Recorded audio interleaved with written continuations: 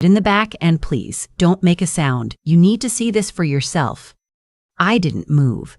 I just stood there on my front porch in Oakville, still holding my good wool coat over my arm, trying to understand what my son's driver, a man I'd known for 11 years, was asking me to do.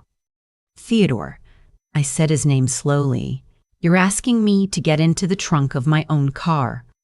He didn't look at me the way someone looks at you when they're joking. He looked at me the way my husband used to look at me when something was very wrong and he hadn't figured out how to say it yet. "Just for a few minutes, Mrs. Ashford. Please, you'll understand when we get there." It was 7:43 in the morning. My son was getting married at noon. I should have been inside finishing my tea. I should have been calling my daughter-in-law's mother to confirm the flower arrangements, or at least pretending I liked her enough to do that. Instead, I was pulling my coat around me against the October chill and looking at Theodore, who had been driving our family since before my son could reach the armrest, and I thought he has never once asked me for anything. Not in 11 years. Not a single unusual thing. I got in the trunk. He was gentle about it. He folded my coat under my knees so I wouldn't bruise them on the latch hardware, and he handed me his phone with the flashlight on before he closed the lid. It smelled like the reusable grocery bags I always forgot in there. The car started, and I told myself to breathe. My husband would have thought this was the funniest thing that had ever happened to me. He would have said, 63 years old, hiding in the trunk, and he would have laughed until he cried. But Gord had been gone for 2 years now, and there was no one to call from the trunk of your own car and say, "You will not believe what your son's driver just talked me into." We drove for about 10 minutes. I know Oakville well enough to feel turns, and I knew we weren't heading toward the venue. We were going toward the East End, the older neighborhoods near the lake, the kind of streets with big lots and not much foot traffic on a Saturday morning. Theodore slowed and stopped. He didn't open the trunk. I heard the driver's window go down. I heard voices.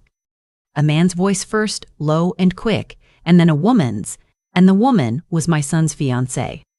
Her name was Diane. I had not liked her from the moment my son brought her home 16 months ago, and I had spent those 16 months trying to decide whether my dislike was protective instinct or ordinary jealousy. I'd settled on jealousy. I'd made my peace with it. She was sharp, and she was beautiful, and she made my son laugh, and I told myself that was enough, that it had to be enough. But I had not been able to explain why. Every time she called our house, she walked into the next room to answer. Every time.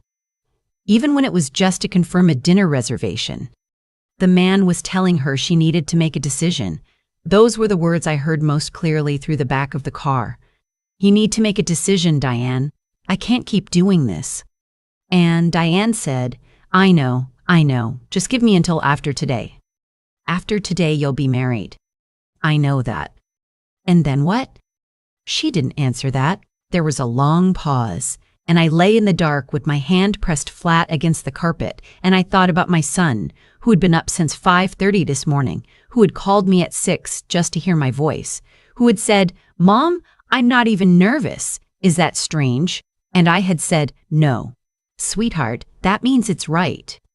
I heard the man say her name once more, quietly, like he'd said it many times before in exactly that tone. Theodore drove away before I heard anything else. He pulled over 3 blocks down and came around to let me out. The morning light was very white and flat, the way it gets in October when the clouds are thin. I stood on the sidewalk and I straightened my skirt, and I didn't say anything for a moment. "How long?" I said. "I picked him up from her building in March," Theodore said. "Downtown." I wasn't sure at first. Then in July, I drove her to a street. She asked me to drop her 2 houses down. I didn't say anything because I thought I might be wrong. He looked at his shoes. "I don't think I'm wrong." "No," I said. "I don't think you are either." He drove me home. I went inside and I sat down at the kitchen table, and I looked at the toast I hadn't finished, and I tried to think clearly. My son was 41 years old. He had been married once before, briefly in his 30s, and it had ended without drama and without children. He did not talk about it much. What I knew was that after the divorce, he had spent a long time being careful, taking his time, not rushing into anything. When he'd brought Diane home, I'd seen how he looked at her, and I had understood that this was not casual. This was the second time he had decided to trust someone with his whole life. She had another man. I picked up my phone and I put it down again. I picked it up a second time. I did not call my son. I know what the question is. I knew it then and I know it now. Why didn't I call him right away? Why didn't I tell him before he put on his suit, before his best man came to pick him up, before the whole machinery of the day began to move? People have asked me this, and I've tried to explain it, and I'm not sure I've ever explained it well enough. What I had was Theodore's account of two things he'd seen and heard: a man outside a house on a Saturday morning, a conversation that was intimate but not explicit. I had been wrong about Diane before, wrong enough to call it jealousy and make my peace with it. If I called my son at 8 in the morning on his wedding day and said, "I think Diane is having an affair," and I was wrong, I would not recover from that. He would not recover from that. Our relationship, which was the most important one still standing in my life, would not survive it. I needed to know more. I called my oldest friend instead, a woman I have known since we were both young mothers on the same street in Burlington 30 years ago. Her name is Bet, not a nickname, just Bet. She's the most practical person I have ever met, and she has talked me down from ledges I didn't know I was standing on, more times than either of us would care to count. I told her what I'd heard. She was quiet for a moment. Then she said, "What do you need?" "I need to know who he is." "How are you going to do that?" "I don't know yet, but the wedding is at noon and the reception is tonight, and I have until then to figure out if I'm holding a reason to stop it or just a bad feeling that almost made sense." That said, "I'm coming over." She was at my door in 20 minutes. She brought her tablet and her reading glasses and a thermos of coffee, and we sat at my kitchen table and we started from the beginning. Diane had told my son she was from Sudbury originally, moved to Toronto for school, never went back. No family still there. Parents both gone, no siblings. She had a condo in Liberty Village and a job in marketing at a firm downtown. These were the things I knew. Bet typed the man's name into the search. We didn't have his name, of course, but we had the street, and we had Diane's, and Bet had a nephew who worked in property records and owed her a favor that she had been very patiently saving for something worth spending it on. It took him 40 minutes to call back. The property at that address was held by a numbered company. The numbered company had a registered agent, and that agent was listed on 2 other documents, both filed in Barrie, both with the name of a real person attached. The name meant nothing to me, but when Bet searched it, she found a Facebook profile that was only half private. And in the photos that were public, the ones marked as being from 3 years ago, there was a woman standing next to him at what appeared to be a Christmas party, and the woman was Diane. Not a woman who looked like Diane. Diane, same jawline, same way of standing with her weight on one hip, same dark hair. Bet turned the tablet toward me. "She was with him 3 years ago," I said. "At minimum. My son met her 18 months ago." We looked at each other. "This doesn't prove anything," I said, because I needed someone to say it, and then I could decide whether I believed it. "No," Bet agreed, "but it's enough to ask the question." I asked Theodore to drive me to the venue early. I told him I wanted to help with the setup, which was not unusual. I had been helping with the setup for 2 weeks, and the event coordinator had started texting me directly, which I took as either a compliment or a sign that Diane was not very involved in the planning of her own wedding. I hissed, folded that observation away, and tried not to think too much about it. The venue was a restored farmhouse property east of town, the kind of place that charged a great deal of money to look rustic and effortless. I arrived at 10:15. The caterers were unloading. The florist was arguing quietly with someone about centerpieces. I walked through the main hall and through the garden and around to the back of the property, where there was a bridal suite in the carriage house. I knocked. Diane answered in her robe, hair half done, a glass of sparkling water in her hand. She looked at me and her expression moved very quickly through several things before it settled on something that was almost warm. "I didn't know you were coming early," she said. "I wanted a moment," I said. "Just the two of us, before the day gets away from us." She let me in. One of her friends was there, a woman I'd met once, quiet, who took one look at my face and said she was going to check on something outside.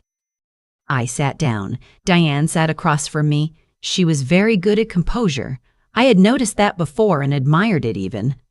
"I need to ask you something directly," I said, "and I need you to answer me honestly, not for my sake, for his." Something shifted in her face, very small.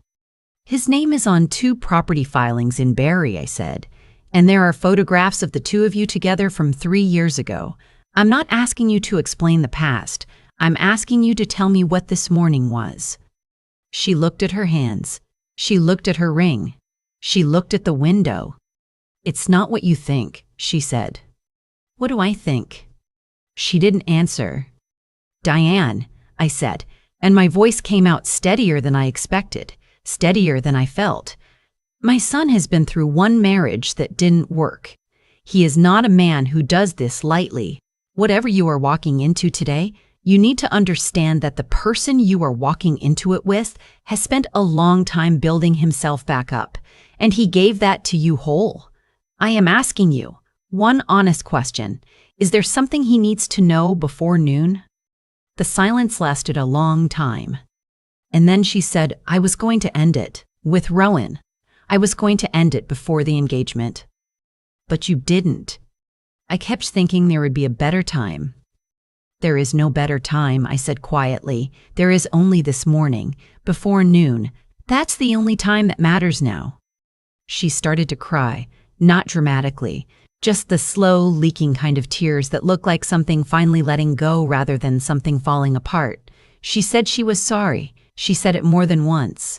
She said she knew she'd made a mess of everything, that she hadn't meant for it to go on this long, that she loved my son. She really did. "I believe you," I said. And I did, in the way you can believe something is true and still know it isn't enough. I told her that she had 2 choices. She could tell him herself before the ceremony and give him the chance to decide what he wanted to do with the truth. Or I would find a way to tell him, and that version would be harder for everyone. "I can't do that to him on his wedding day," she said. "You already did," I said gently. "The morning you didn't end it when you should have." She put her face in her hands. I left her there. I went back into the main building and I found a chair near the window that looked out over the garden, and I sat in it and I waited.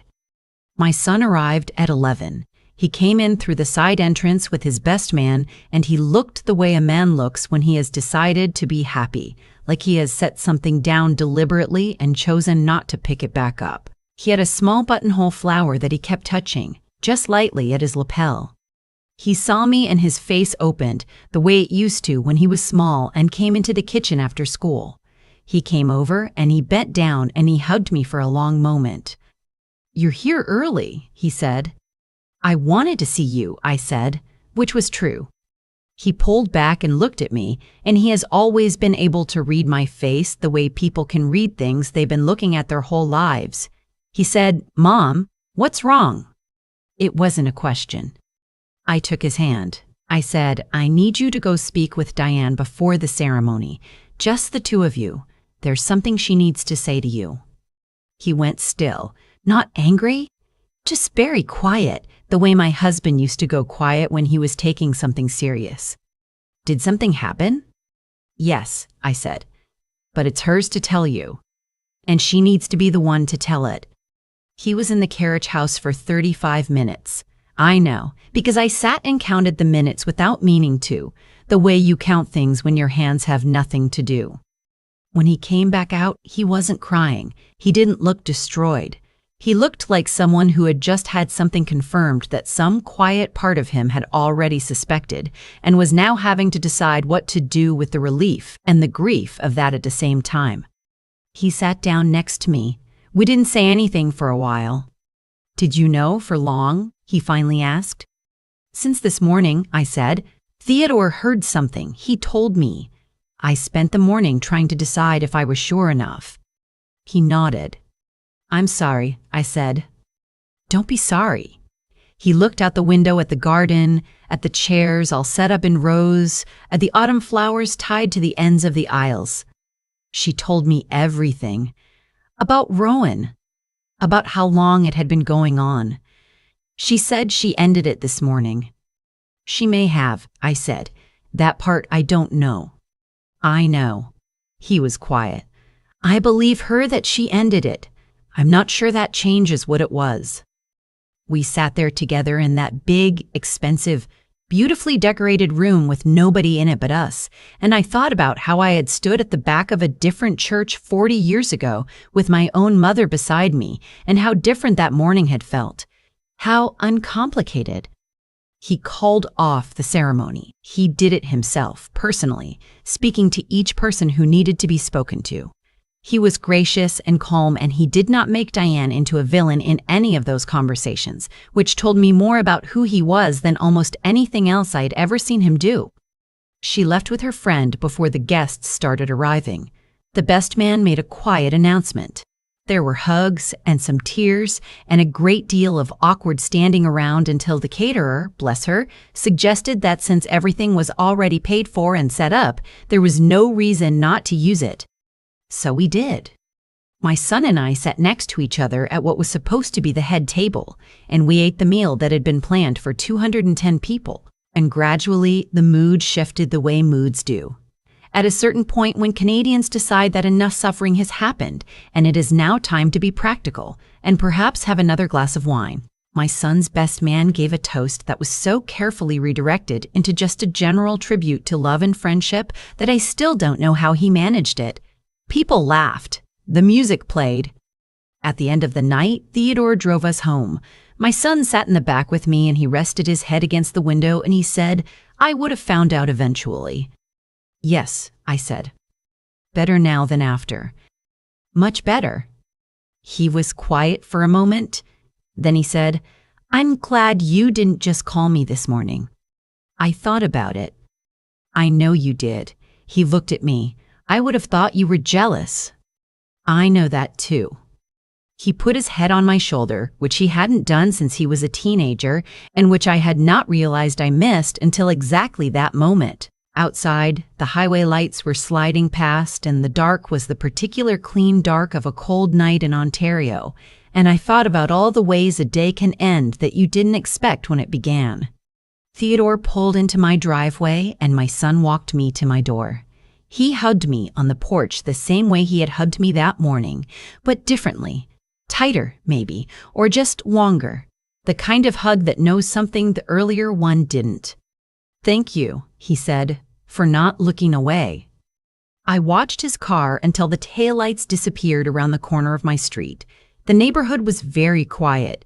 My neighbor's maple had finally turned, and the leaves were rust-colored and still, and the porch light made everything look amber and close.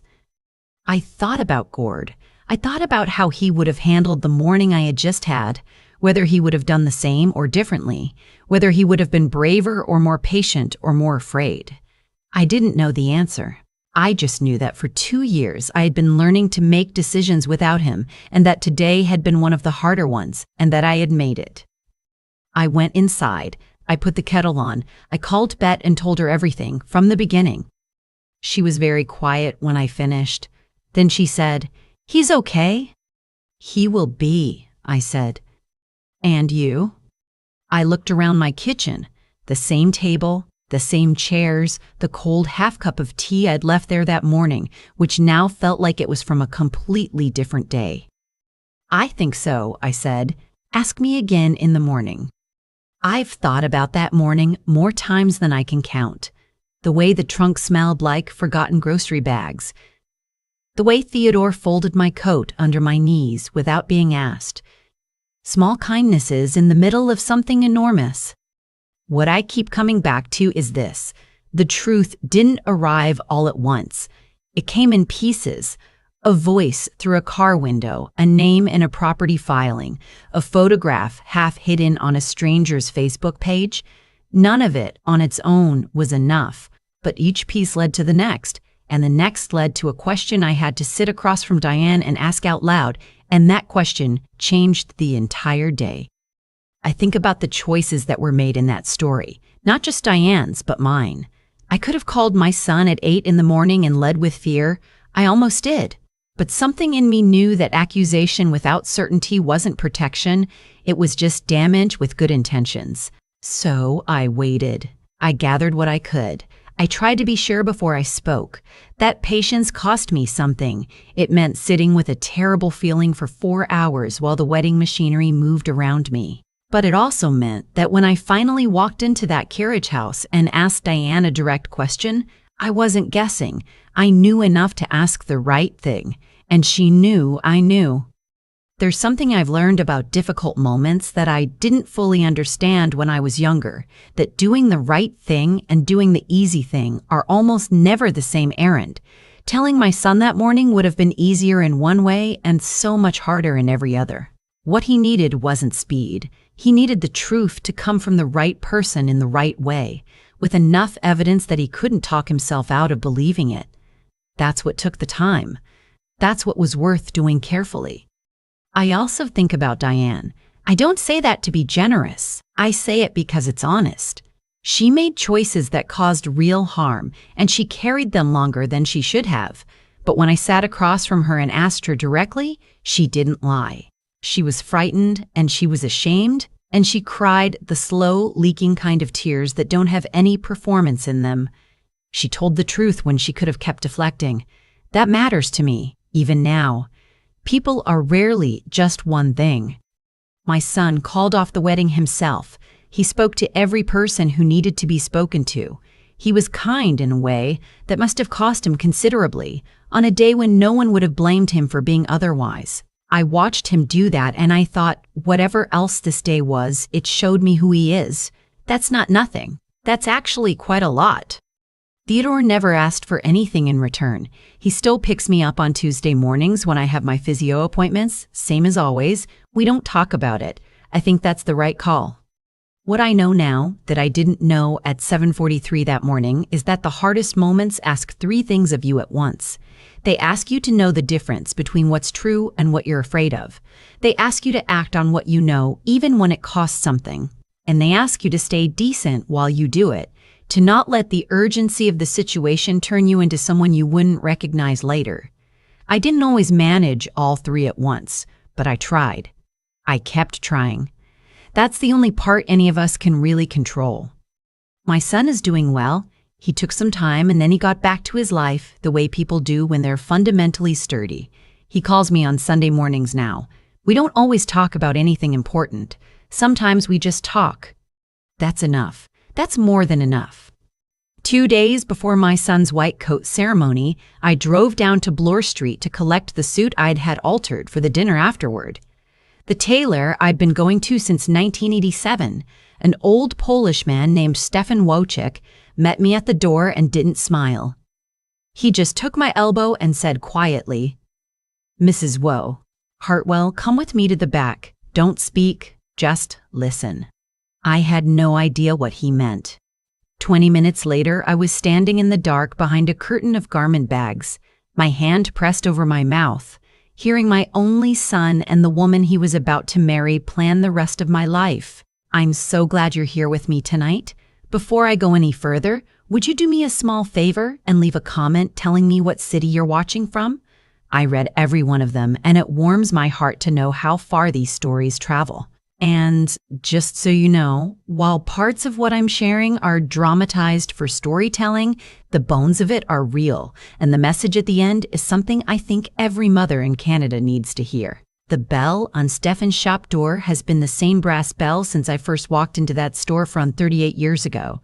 The autumn I married Edmund, Stefan altered my wedding dress, my mother's funeral coat, and every blazer I wore as I built Hartwell and Bray family pharmacies from the back room of a single Etobicoke storefront into 12 locations across the GTA. The shop smells the way it always has, like steam and wool and Earl Grey tea from the kettle Stefan keeps on a hot plate near the till. That Thursday afternoon, the Ides of October, was the same as 1,000 other afternoons, except for the way Stefan's hands shook as he flipped the deadbolt and turned the sign to closed. "What's wrong?" I asked him. He was 74, the same age my Edmund would have been, and I had never seen him afraid of anything. "Have you had bad news, Stefan?" He shook his head. "Not my news, Mrs. Hartwell. Yours." He led me past the long mirror, past the tailor's bench, past the door to the storeroom I'd been in 100 times, to a smaller door tucked behind a row of 3-piece tuxedos. I'd never noticed it. He opened it with a key from his vest pocket. Inside was a fitting room he kept for what he called his discreet clientele, men who didn't want to be seen having their suits let out. He pulled me inside, shut the door behind us, and turned off the light. I could hear them through the wall. My son's voice first, calm, reasonable, the same voice he used to use as a boy when he was lying about a broken lamp. The continuing power of attorney is the cleanest route. She signs at the hospital reception Saturday night. We tell her it's the standard parental medical authorization that goes with my licensure. She won't read it. She never reads anything I put in front of her. Then the woman he was marrying, hesitating the way she always hesitated before agreeing to whatever he wanted. "Are you absolutely certain there's no other way?" "This is the only way that's clean. Once it's executed, the property at Forest Hill, the cottage on Stony Lake, the holding company, the pharmacy licenses, all of it transfers under my signature within the fiscal quarter. The CRA won't even blink because it'll look like routine estate planning." A third voice, older, a woman, professional, clinical, the kind of voice that calls you about a biopsy result. I've already documented 4 episodes of suspected mild cognitive impairment in her chart. The college won't question a flagged referral from her family physician of 19 years. Once the geriatric assessment confirms it, we can move her to Maple Crest Manor in Mississauga. Their intake coordinator owes me a favor. 6 weeks, maybe 8. Dr. Pamela Ostrander, my family doctor since before my husband got sick. The woman who held my hand at his bedside in the palliative ward at Princess Margaret. The woman I sent a Christmas card to every single year. My son again. And the dispensing licensees, transferred to your numbered company by November 15th. You'll be the sole director. The valuation we're using for the buyout is $28 million. The actual market is closer to 41. The difference goes through the Cayman entity, clean. Stefan's hand found mine in the dark. I squeezed it so hard I think I bruised one of his old knuckles. I wasn't crying. I wasn't anything.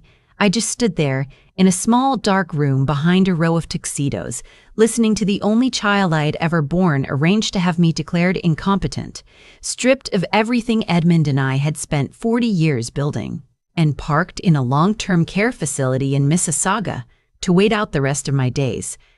The voices moved away. A door closed. Somewhere a bell chimed, not Stefan's bell, a different one, and I realized they had been in the unisex tailor next door, the one Stefan shared a wall with. They'd thought they were being careful. They had no idea Stefan kept a key to that fitting room. He turned the light back on. His eyes were wet. "I am so sorry, Mrs. Hartwell. They came in last Tuesday, too. I thought maybe I had misheard. Today, I knew I had not." "It's all right, Stefan. You are not all right." "No, but it's all right that you told me." I straightened my coat. My hands weren't shaking, which surprised me. "Is my suit ready?" He blinked at me.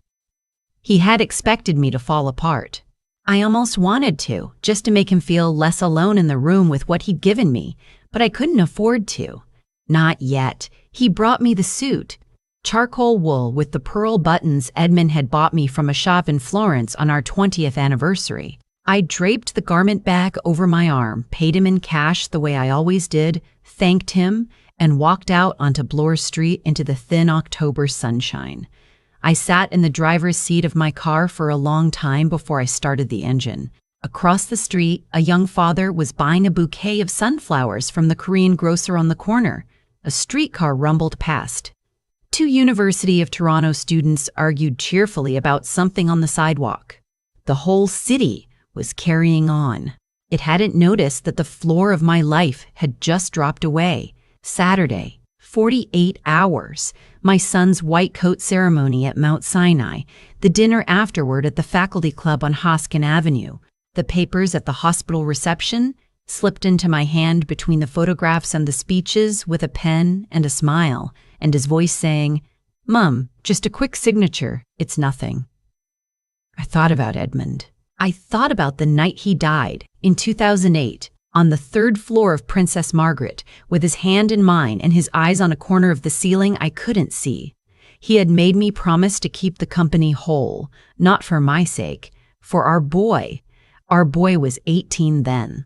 Our boy was 35 now, finishing his medical residency, and he was going to take everything from me on Saturday night while a string quartet played behind him.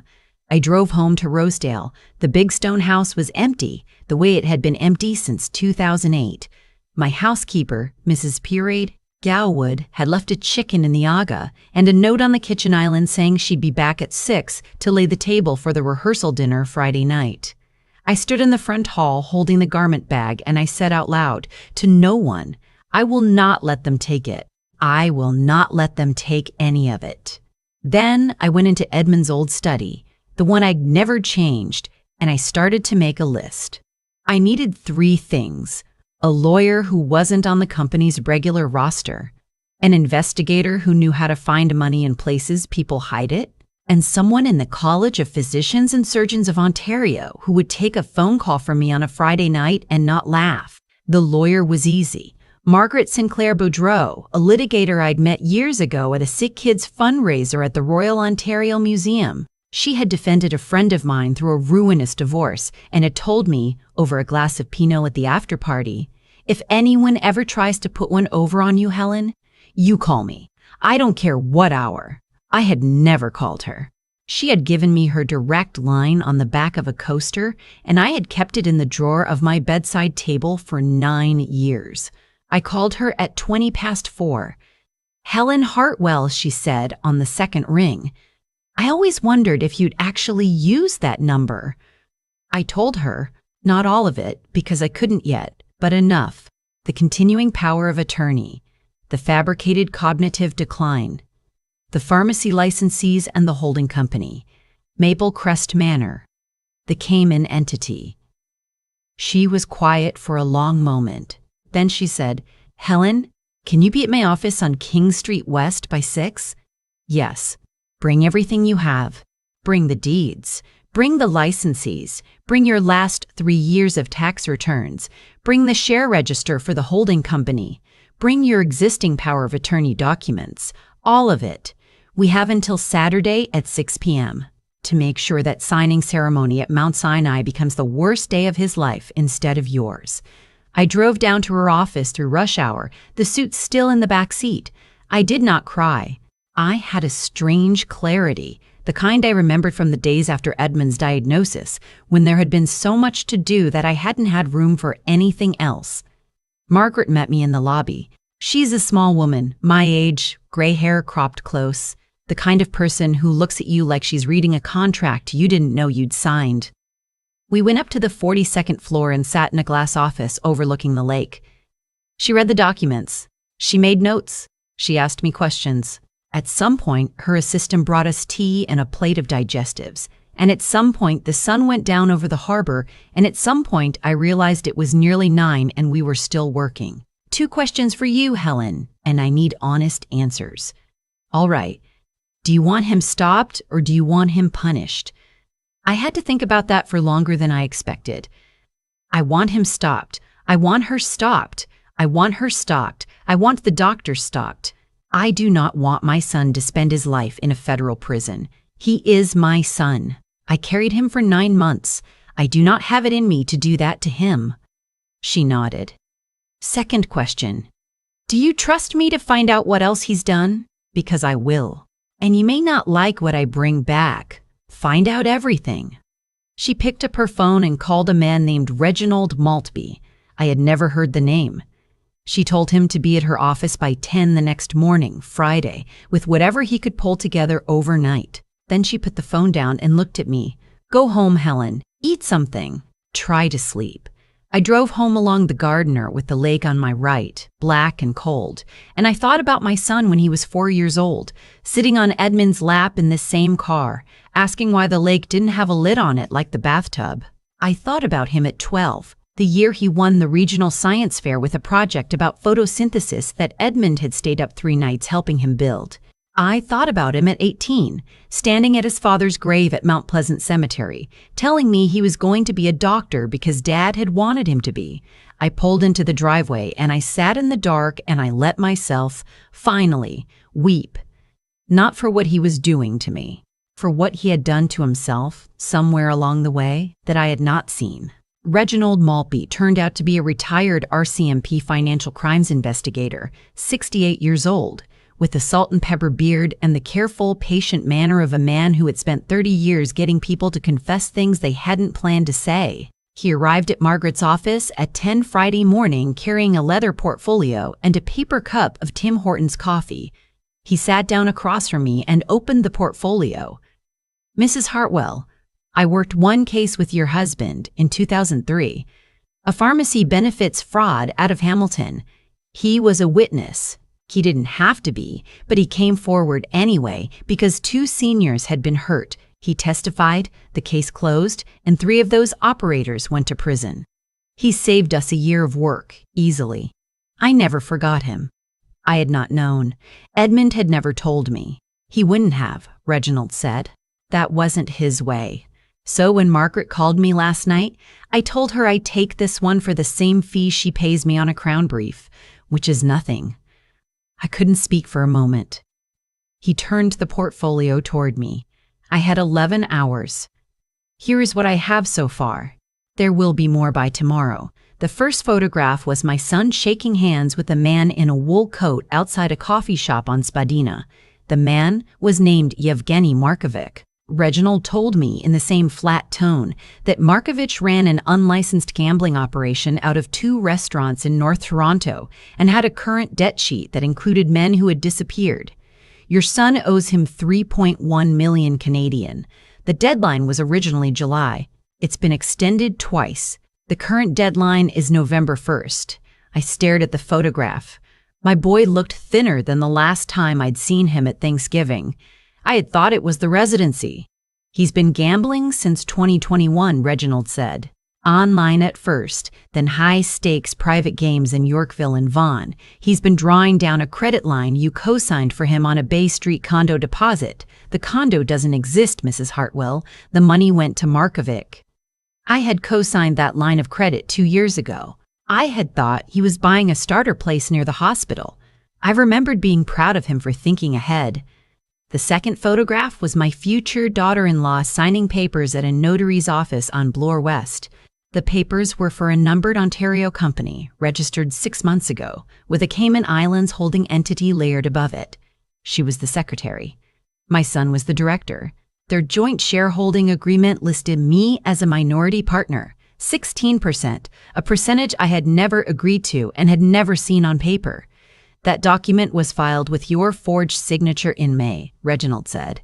I have an exemplar specialist looking at it now. The forgery is competent but not professional. Whoever did it knows your handwriting from up close.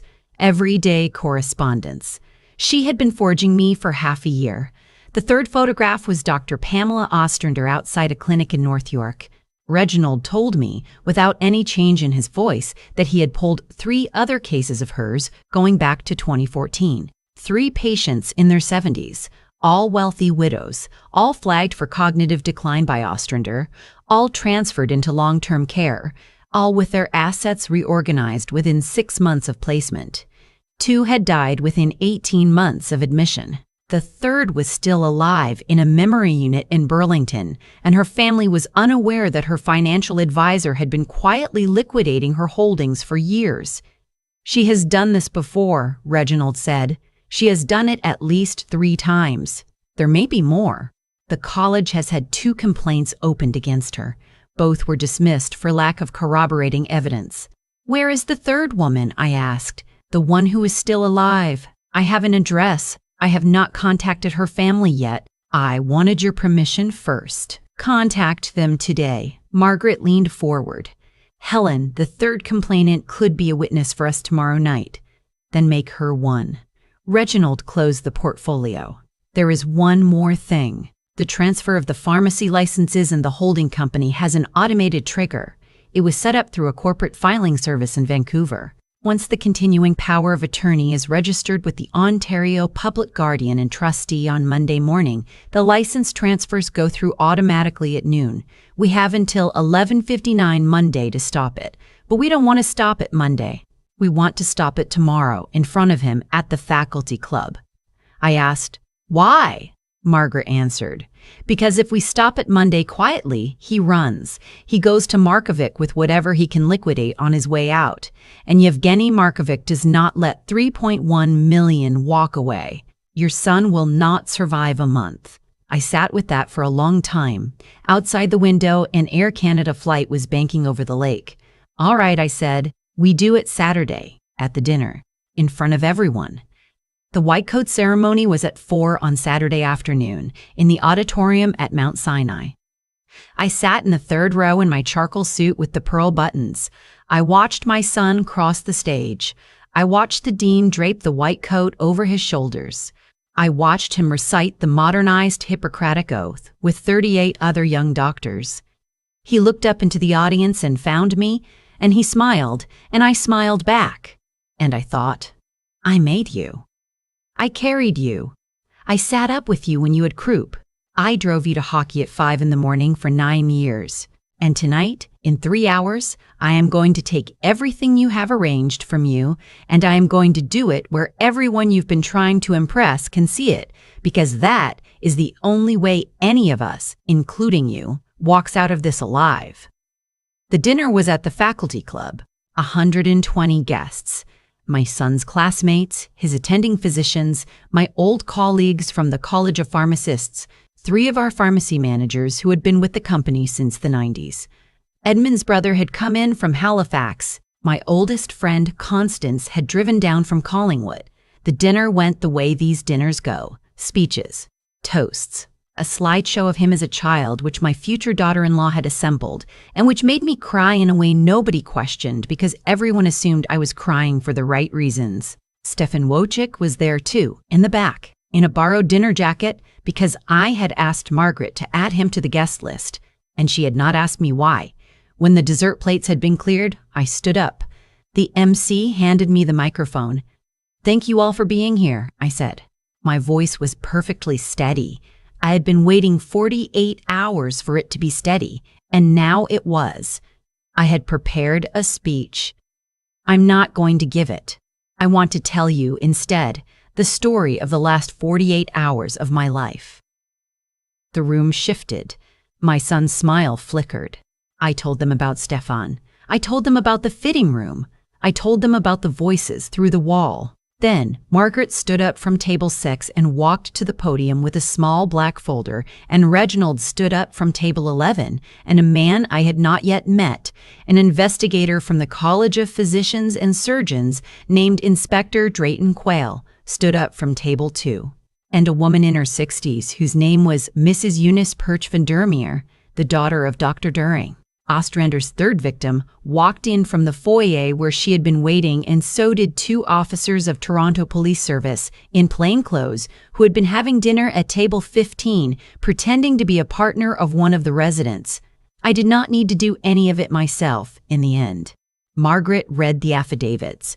Reginald presented the photographs and the bank records and the forged signatures.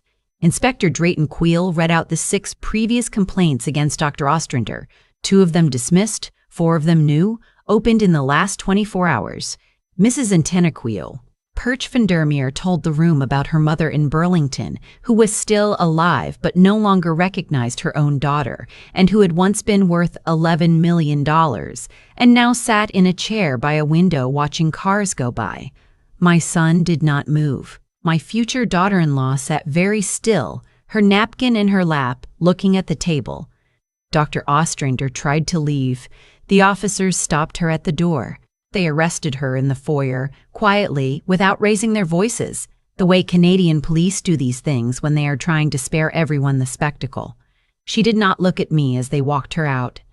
Then they came for my son. I had asked them to wait until I'd said one more thing. I walked over to his table. He looked up at me, and for the first time in 2 years I saw him, my actual boy, not the man he had been pretending to be. He looked terrified. He looked very young. Yevgeny Markovich is not going to get his money, I said, low, so only he could hear me. Margaret has already filed a sealed motion that puts your debt under court protection until the Crown can charge Markovich with extortion. You will be safe. You will not walk out of a courthouse one day and disappear. I will not let that happen to you. Do you understand me? He nodded. He could not speak. You will go to prison. Not for as long as your lawyer will tell you to be afraid of. You will come out, and when you come out, I will still be here. I am your mother. I will always be your mother. I will never not be your mother. But I will not give you my company, and I will not give you my house, and I will not give you Edmund's name, because you have not earned them, and right now you would only burn them. He started to cry. I had not seen him cry since the day his father died. The officers took him out through the side door, the way they had taken Dr. Ostrander out through the front. My future daughter-in-law was charged separately, 3 days later, with fraud over $5,000 and uttering forged documents. Margaret negotiated a plea for her that involved restitution and a suspended sentence on the condition that she testify against my son and Dr. Ostrander at trial. She accepted. I have not seen her since. I went home that night to the empty house in Rosedale, and I sat in Edmund's study, and I drank a single glass of his old Glenfiddich, the one he had been saving for our boys' medical school graduation, and I cried until I could not breathe. The trial was 9 months later. My son pleaded guilty to fraud over $5,000, attempted theft over $5,000, and uttering forged documents in exchange for the Crown not pursuing the charge of conspiracy against a vulnerable adult, which would have carried a maximum of 14 years. He was sentenced to 4 years at a federal institution in Kingston. With statutory release, he will be eligible for parole in roughly 2 years and 4 months. Dr. Ostrander pleaded not guilty, was convicted at trial of 3 counts of fraud and 1 count of professional misconduct, lost her license permanently, and is serving 6 years. Yevgeny Markovich was charged. The Crown's case against him is still pending. Reginald says it will hold. The pharmacy survived. I brought in my old friend Constance's daughter, Verity Hawksford Mainwaring, who had been a director at Shoppers Drug Mart for 15 years, and made her chief operating officer. Our revenue this year will be just under $43 million. Edmund would be proud. I had a full neuropsychological assessment done at Sunnybrook in February by a doctor Margaret recommended, with no connection to anyone in this story. My memory and executive function were rated, in the neurologist's words, exceptional for any age. I framed a report. It hangs in Edmund's study now, next to his diploma. My son writes to me from Kingston. Once a month at first, then more often. The first letter said only, "I am sorry," in 3 pages of variations. I did not write back for 4 months. The 5th letter said, "You were right that I had not earned it. I am trying to understand what I would have to become to earn it." I wrote back to that one. I've written back to every letter since. I have not yet been to visit. I will, eventually. Not yet. I want to say something to whoever is still here with me, and especially to the mothers, because I know you. I built a company. I built it because Edmund and I wanted to leave something solid for our boy. I worked 60-hour weeks for 30 years. I missed his championship game in grade 10 because I was negotiating a lease in Oshawa. I missed the school play in grade 7 because we were closing on a 3rd location. I was not absent. I was always there for the things I thought mattered. But I was not present for the things that actually did. He told me in the 3rd letter that he had started gambling because he felt like he had to win something on his own, something I had not built for him, something he had not been handed. He said that the more he won, the less it counted, and the more he lost, the more he needed. I am not telling you that to excuse him. There is no excuse. I am telling you because I think there are mothers watching this right now who have built beautiful, careful, hard-won lives, and who have a child on the other side of a wall they did not realize they were building, and I want you to know that the wall is real. And the child on the other side is also real, and you can still cross it, not back to where you were, forward to somewhere new. I want to say one more thing, and then I'll let you go. The doctor in this story, Dr. Ostrander, did this to other women before she tried it with me. 3 that we know of. Probably more. There is a kind of theft that Canadians do not talk about enough. The kind that happens to widows in their 70s in Mississauga and Burlington and St. Neuf. Catherine's and Trois-Rivières, where a doctor writes one note in a chart and a son or a son-in-law or a niece picks up the pen and a whole life signs itself away over a kitchen table. Please, if you are over 60, get a second opinion on any cognitive assessment. Please, get a continuing power of attorney drawn up by a lawyer of your own choosing, not anyone your family suggests. Please, keep a separate copy. Please tell one person outside your family where it is. If this story meant something to you, if any part of it sounded like something you have lived or are afraid of living, I would be grateful if you stayed with this channel. Tell me in the comments where you are watching from. Tell me what you would have done, sitting in that fitting room, in the dark, with your hand over your mouth, hearing your only child plan the rest of your life. I read every comment. I will read yours. And if you are a mother and your child is on the other side of a wall and you do not know yet that the wall is there, I hope you find out before someone like Stefan Wojcik has to be the one to tell you. Thank you for staying with me. I'll see you in the next story. Sitting here now, more than a year after that October afternoon on Bloor Street, I find myself returning to one question over and over again.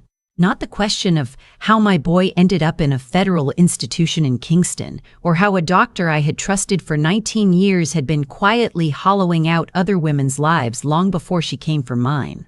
Those questions have answers, and the answers are written down in court transcripts and College of Physicians filings and the careful columns of Reginald Maltby's portfolio. The question I keep returning to is the older one. Where did the wall start? I have come to believe that nothing in a life like mine happens by accident. Every choice plants a seed, and every seed grows into something, and sometimes you do not see what you have grown until it is already in fruit. I chose the company. I chose the lease in Oshawa over the championship game in grade 10. I chose the third location over the school play. I told myself those choices were love because they were building him a future. And in some way, they were. But love that is only forward-facing, love that is always for the version of someone who does not yet exist, is a strange thing to live inside if you are the child it is aimed at. My boy grew up beside an empty chair, and he eventually started looking for someone who would sit in it.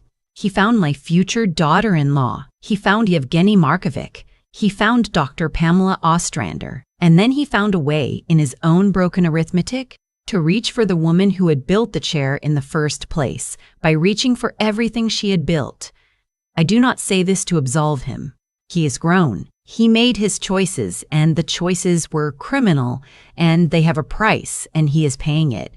I say it because I think the deepest education a life can give you is not in books or in business school or even in the building of a company.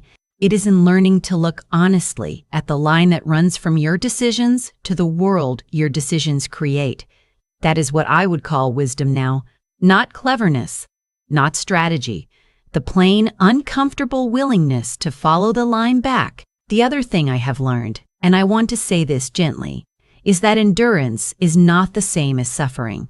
I endured 40 years of work. I endured Edmund's death. I endured 48 hours in a fitting room in Margaret's office, in front of 120 people at the faculty club. But endurance, I have come to think, is not what gets you through. What gets you through is the small, daily decision to remain a decent person while doing a hard thing. To stop my son without destroying him. To stop my Tendo without becoming her. To love a child whose hand I will be holding through prison glass for the next 2 years and 4 months without lying to either of us about why he is there. That is the work. That is what character means. And I am still learning it at 63, with gray hair and a pharmacy chain and a son who writes me letters from Kingston and handwriting that Every time reminds me of his father's. The snow had been falling since dawn, the kind of wet, heavy April snow that fools you into thinking winter has come back to settle in for another month. I was driving the old logging road that runs between my place and the highway, coming home from the feed store in Bracebridge with 100 pounds of layer mash in the back of the truck, when I saw what I thought was a deer carcass at the edge of the ditch. I almost kept driving. God forgive me, I almost did. But something in the shape of it didn't sit right. A deer doesn't curl that way. A deer doesn't have a flash of red wool coat showing through the slush. I pulled the truck over, left it running, and walked back through the wet snow with my heart already climbing into my throat. It was my daughter-in-law, my boy's wife, Genevieve, 26 years old, 6 months along with my first grandchild, lying in the bottom of that ditch like someone had thrown her there. I went down on my knees in the snow beside her. Her face was the color of skim milk, and there was blood crusted at the corner of her mouth.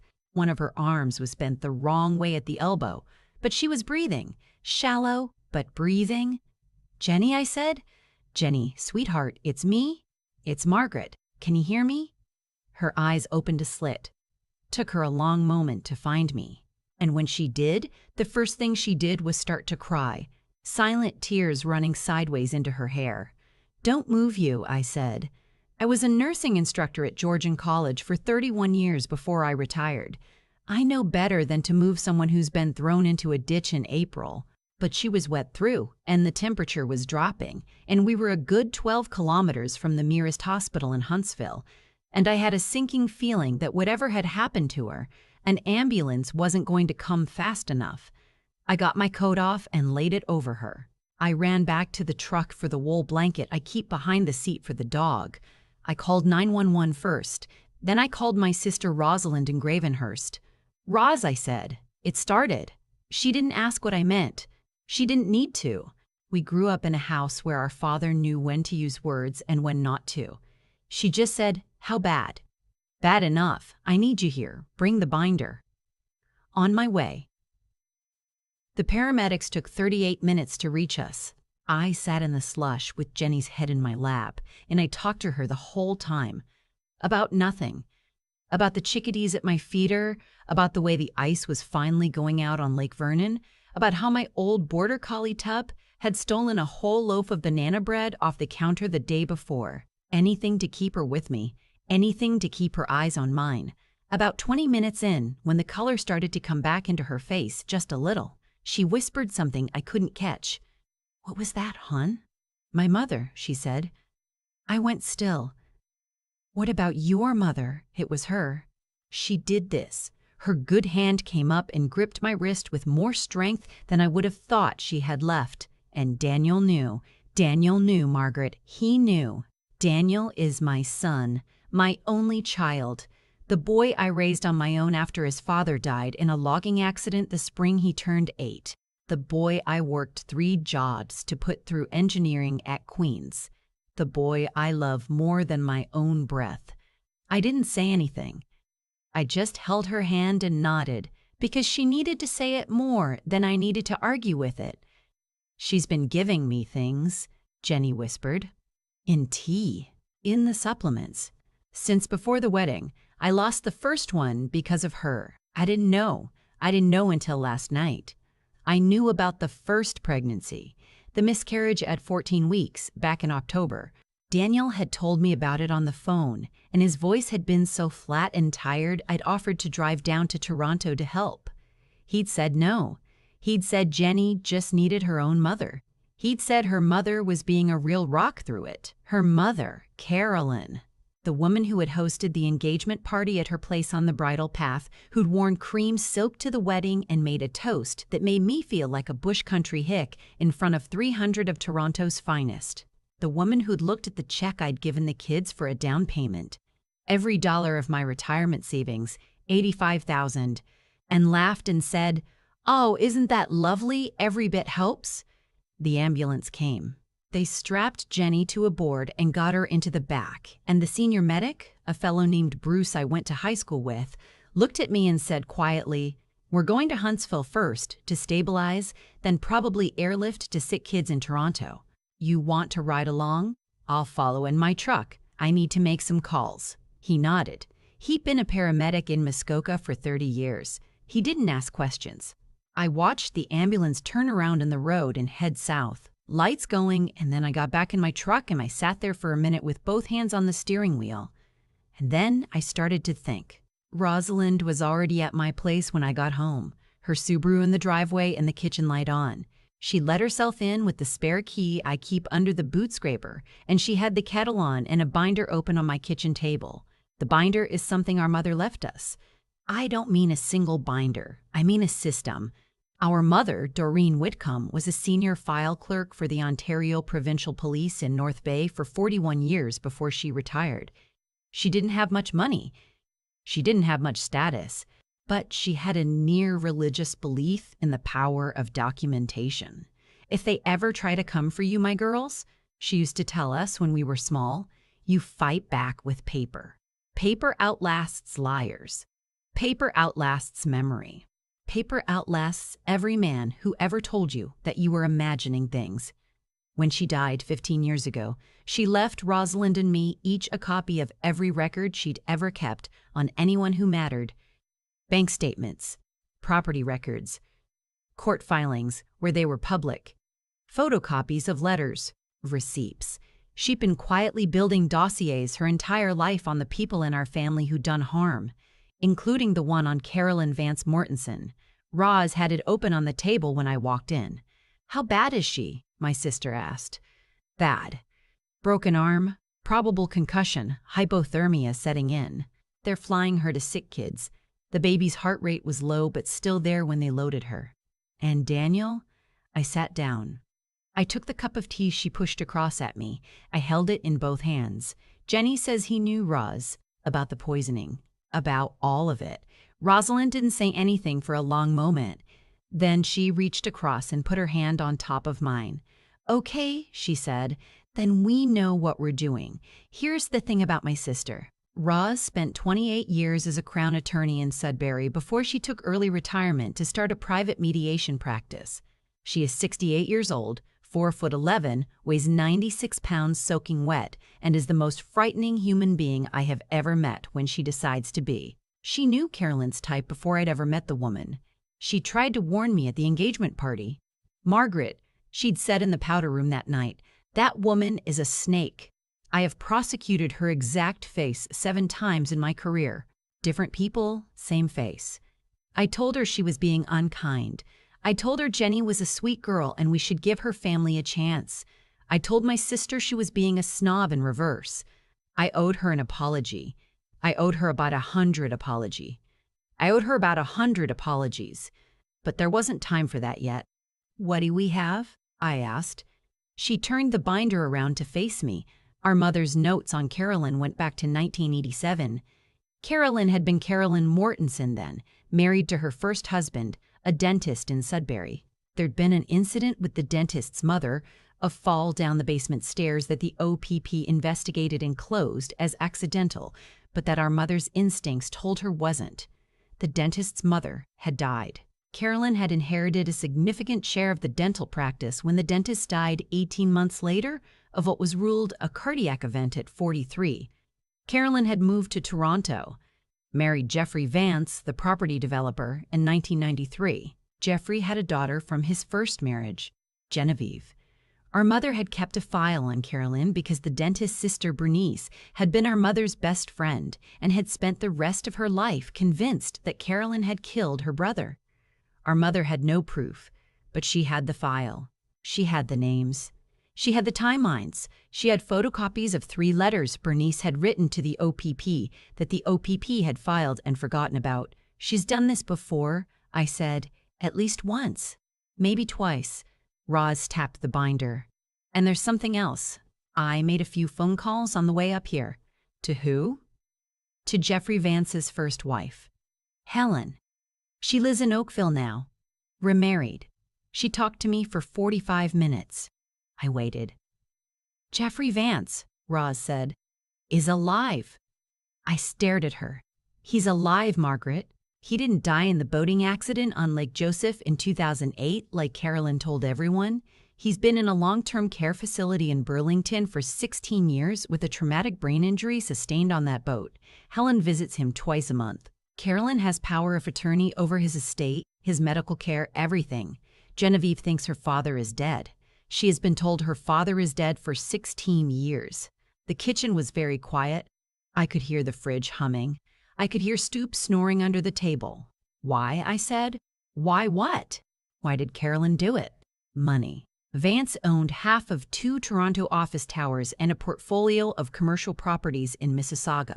With him incapacitated and her holding POA, she's been running the estate as if it's hers for 16 years. If Jeffrey ever recovers, which Helen says the doctors haven't fully ruled out, or if Genevieve ever finds out he's alive and contests the POA when she comes into her inheritance at 30, Jenny inherits at 30 from a trust her grandfather left her.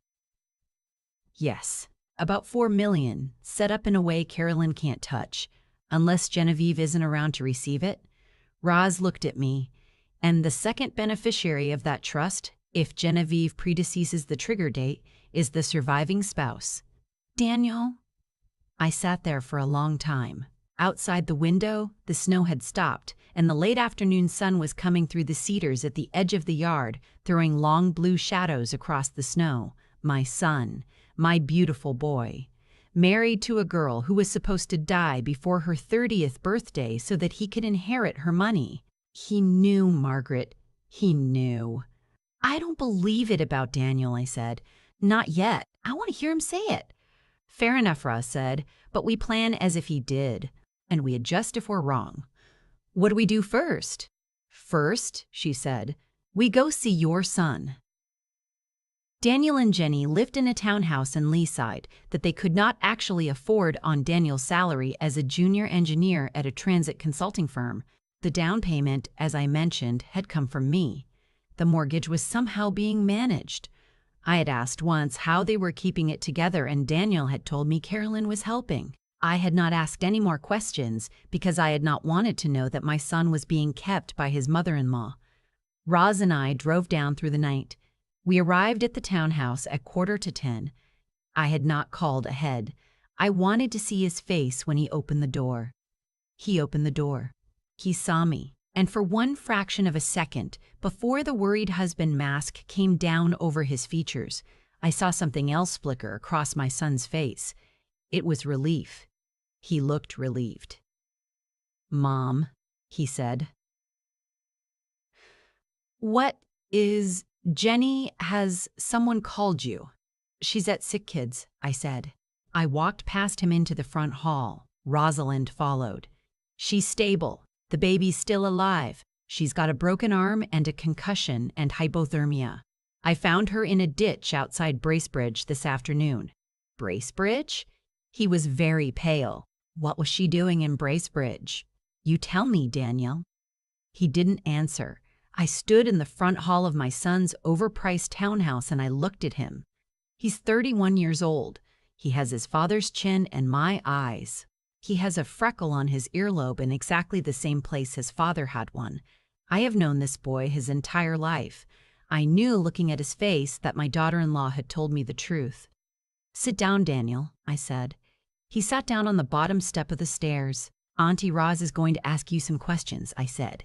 And you are going to answer her like she's the crown attorney she used to be, because that is what's about to be deciding the next 40 years of your life. Do you understand me? He nodded. Roz sat down on the floor across from him, cross-legged, like she used to when he was 4, and she wanted to talk to him at his level. She didn't raise her voice. She never has needed to. She said, I want you to think very carefully before you answer the next question. Did you know that Carolyn was harming Genevieve? He started to cry. My boy, my 31-year-old engineer boy, sitting on the bottom stair crying into his hands. I didn't know about the first one, he said. About October. I didn't know. She told me afterward. She told me Jenny was fragile and there were things in her medical history I didn't know about, and that we shouldn't ask Jenny too many questions because it would upset her. I believed her, Mom. I believed her for months. And then And then last week, Jenny showed me a bottle of the prenatal vitamins her mother gives her. She'd taken one apart. There was something in it. Something that wasn't supposed to be there. She wanted to go to the police. Carolyn. He looked up. His face was wrecked. Carolyn came over Saturday. She told me if Jenny went to the police, I'd lose everything. She'd take the townhouse. It's in her name. Mom, the deed is in her name, not ours. She paid off the mortgage 2 years ago and put it in her name, and we just live here. And she said she'd tell everyone I'd been embezzling from my firm, which I haven't. But she's been depositing money into my checking account for 2 years, money I thought was help, from Jenny's grandfather's estate. She made it look like I was. Stop, Roz said gently. Slow down. Where is Genevieve's phone? She took it. Carolyn took it. Yesterday morning. She told Jenny they were going up to the cottage in Muskoka for a girls' weekend, just the two of them. She said it would be good for Genny. I drove them as far as the GO station and Carolyn drove the rest. Genny didn't want to go. She begged me not to make her. I told her. His voice broke. I told her her mother loved her and she should give her a chance. Daniel, I said, look at me. He looked at me. Your wife is in the hospital. She thinks you knew everything. She thinks you helped. I didn't help. I was scared. Mom, I was so scared. I believe you, I said, and I am telling you right now, Daniel Whitcomb, that I will help you. But you are going to do exactly what your Auntie Roz tells you to do, starting right now, and you are going to do it without complaint and without hesitation. And if at any point in the next 2 weeks you waver, if you call Carolyn, if you take her call, if you so much as text the woman, I am done. Do you understand me? Yes. Say it. I understand. Good. I sat down on the stairs beside him and I put my arm around my boy and he leaned into me and cried and I let him because he is my son and I love him and he had been weak, but he had not been wicked. And there is all the difference in the world between those two things. Over his head, I looked at my sister. She nodded once. What happened next took 11 days. On day 1, Roz drove back to Burlington and met Helen Vance at the long-term care facility. She got Helen to sign an affidavit confirming Jeffrey Vance was alive, that Carolyn had hidden his survival from his daughter, and that Helen would be willing to testify to that effect. She got photographs of Jeffrey, dated and time-stamped, with that day's Toronto Star held up in his lap by a nurse. On day 2, I drove the prenatal vitamins. Genny had hidden a second bottle in her sock drawer before her mother took her to a private toxicology lab in Mississauga that Roz had used in her Crown Attorney years. We paid for a rush analysis. On day 3, the toxicology report came back. Misoprostol, the same drug used to induce miscarriages in carefully subclinical doses designed to weaken a pregnancy without obviously terminating it. Enough, over months, to cause a miscarriage in someone with even slightly weak placental implantation. Enough to risk a stillbirth in a more stable pregnancy. Enough, possibly, to risk the mother's life if she went into preterm labor somewhere remote, like the side of a logging road outside Bracebridge. On day 4, Daniel, coached by Rosalind, called his mother-in-law and told her he was on her side. He told her Jenny had been raving in the hospital, that the doctors thought it was the hypothermia, that he discredited everything she'd said. He told her Jenny was being discharged the following Tuesday and that he'd bring her back to Carolyn's place in Forest Hill to recover. Carolyn was warm. Carolyn was kind. Carolyn said she was so glad Daniel understood. Carolyn said this was a difficult moment for the family and that they would get through it together. Daniel wore a wire that Rosalind got from a former colleague at the Crown's office in Sudbury. He recorded everything. On day 6, I sat down with Jenny in her hospital room and I told her the truth. All of it. I told her about Jeffrey being alive. I told her about Daniel being frightened but not complicit. I told her about the binder. I told her what we were going to do. She listened to me for a long time without speaking. Her arm was in a cast. Her face was bruised. The baby, a girl, they told her, a healthy little girl despite everything, was kicking steadily. When I was done, she said, "My father is alive." Yes, for 16 years. Yes, I want to see him tomorrow. I'll drive you. She nodded. Then she said, I want to be in the room when it happens. When what happens? When my mother is arrested. I want her to see me. I thought about it. I looked at my daughter-in-law, 26 years old, broken-armed, pale, 6 months pregnant, my granddaughter kicking inside her. And I thought about Doreen Whitcomb, my mother, who had taught my sister and me how to fight back with paper. Then that's what we'll do, I said. On day 11, Carolyn Vance Mortensen hosted a small dinner at her home in Forest Hill to welcome her daughter back from the hospital. Daniel and Jenny were expected. Jenny had been released into her mother's care. That was the language Carolyn had used, the language of ownership. I came too, uninvited. So did Rosalind. So did Helen Vance. So did a detective sergeant from Toronto Police Service named Audra Kowalchuk, whom Roz had been quietly briefing for 9 days. We all sat down at Carolyn's beautiful dining room table. Her cream tablecloth, her silver, the flowers from the florist on Avenue Road. Jenny waited until the soup was served. Then she set down her spoon. Mom, she said, I'd like you to meet someone. Helen Vance walked in from the kitchen. I watched Carolyn's face go gray. I watched her hand reach for her wine glass and stop halfway. I watched her open her mouth and close it again. Hello, Carolyn, Helen said. Jeffrey says, hello, by the way. He had a good day yesterday. He squeezed my hand twice. Detective Sergeant Kowalchuk came in next with a uniformed officer. They read Carolyn her rights at her own dining room table, in front of her own daughter, on the cream linen tablecloth she'd been so proud of. Carolyn looked at me. Just at me. Across the table. You country bitch, she said quietly. I smiled at her. I have a very nice smile. I'd been holding it for 11 days.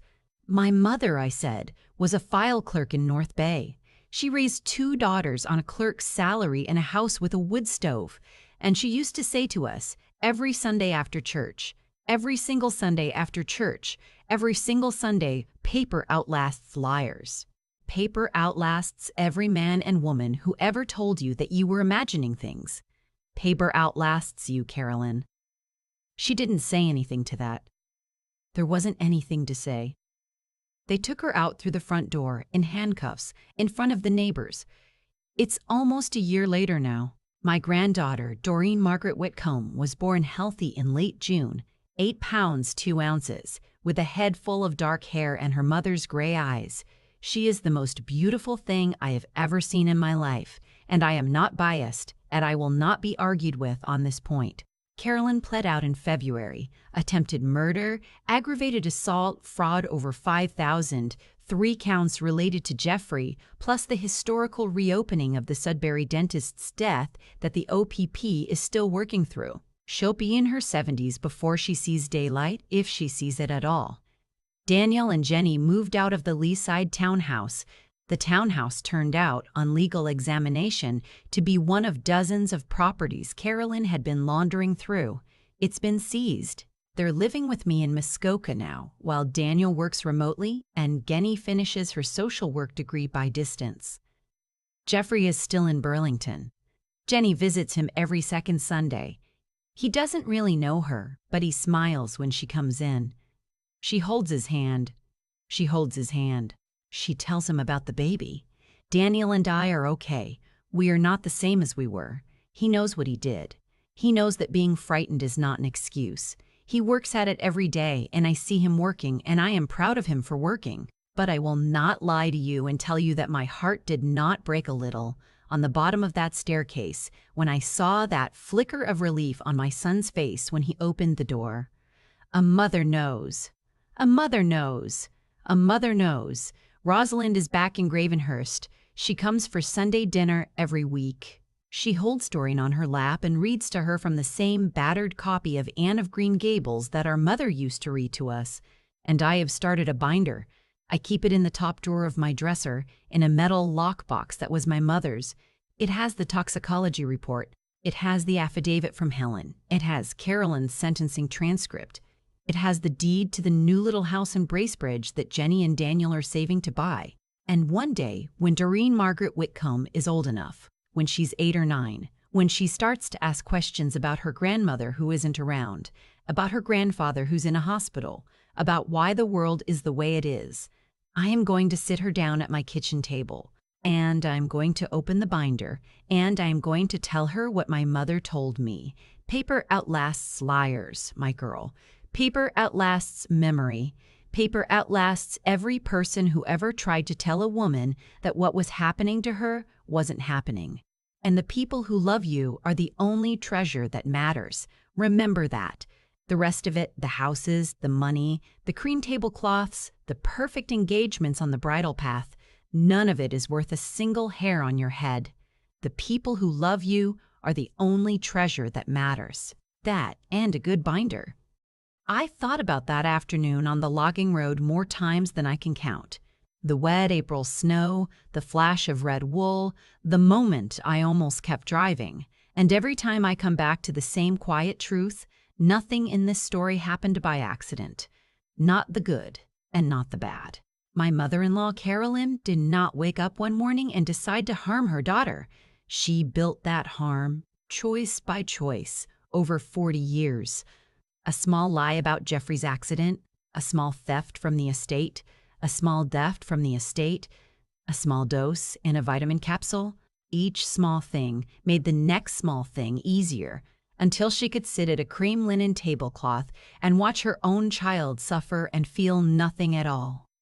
That is what wickedness actually looks like, in my experience. It is rarely a thunderclap. It is almost always a slow erosion that the person doing the eroding stops being able to see. And my Daniel, my boy, he learned the same lesson, just from the other side. He was not wicked, he was frightened. But fear, left unchallenged, becomes its own kind of harm. He stayed quiet to keep the townhouse and the marriage and the future he thought he was supposed to have. Every day he stayed quiet, the cost of speaking went up. That is how good people end up complicit in terrible things. Not in one big moment, but in 100 small surrenders. What saved us in the end was not luck. It was preparation.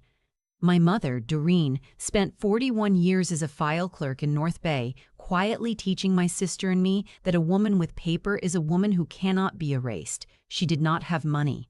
She did not have influence. She had patience and a system, and the steady belief that the truth, written down and kept somewhere safe, will outweigh any liar alive. Rosalind and I did not defeat Carolyn because we were braver or smarter than she was. We defeated her because our mother had been watching and writing things down since before Rosalind and I were old enough to understand what she was doing. If I could tell you one thing, if my granddaughter Doreen could hear me, sitting in her high chair right now and chewing on a wooden spoon, it would be this.